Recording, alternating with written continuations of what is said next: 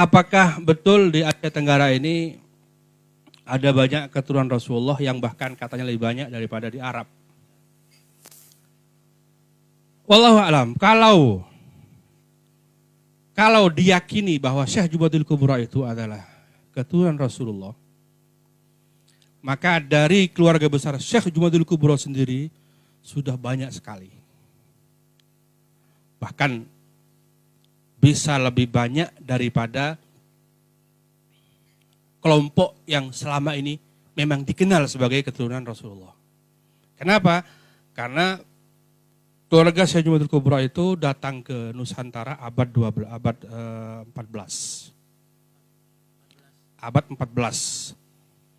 1300-an pertama.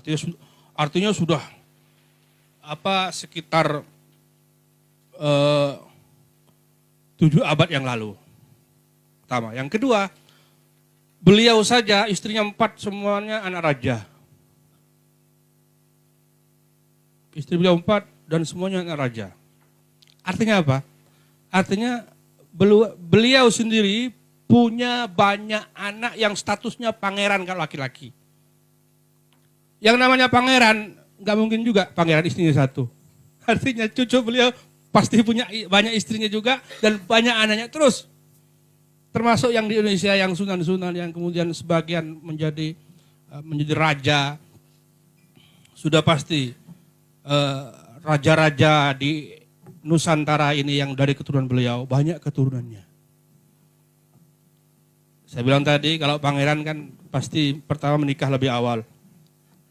Beda dengan kita kan kadang-kadang 30 belum kawin, 35 baru kawin karena memang masih bersusah payah. Tapi kalau udah pangeran mungkin 18 sudah kawin. Mungkin di umur 30 istrinya sudah 4. Berarti berapa anaknya? Artinya keluarga Syekh Jubatul Kubra dengan status mereka yang rata-rata bangsawan, raja dan pangeran-pangeran, sudah pasti mereka akan memiliki anak keturunan lebih banyak daripada orang lain.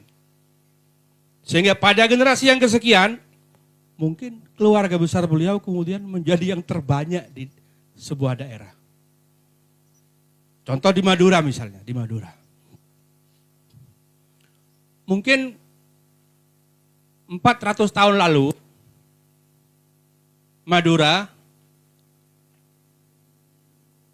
orang-orang yang punya darah ke Wali Songo tidak banyak.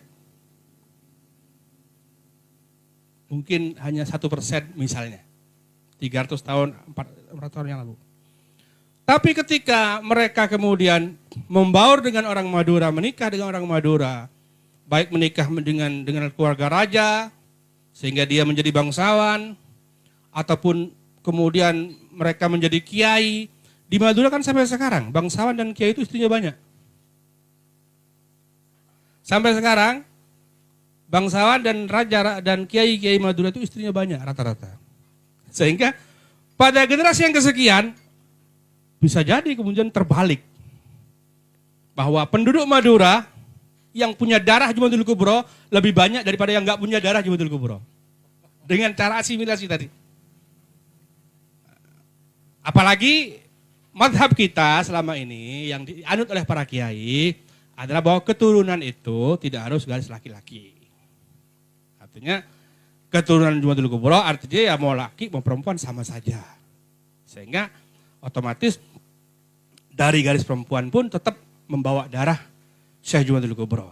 Sehingga saya bilang tadi, sekarang ini sangat mungkin bahwa di Madura, orang Madura lebih banyak yang punya darah Jubatul Kubra daripada yang tidak punya darah Jubatul Kubra. Dengan cara asimilasi tadi, dengan pernikahan tadi.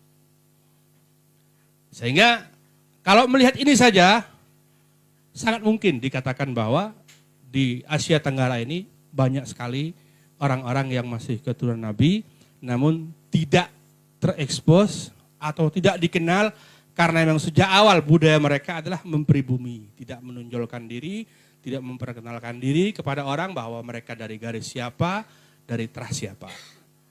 Wallahu a'lam bishawab.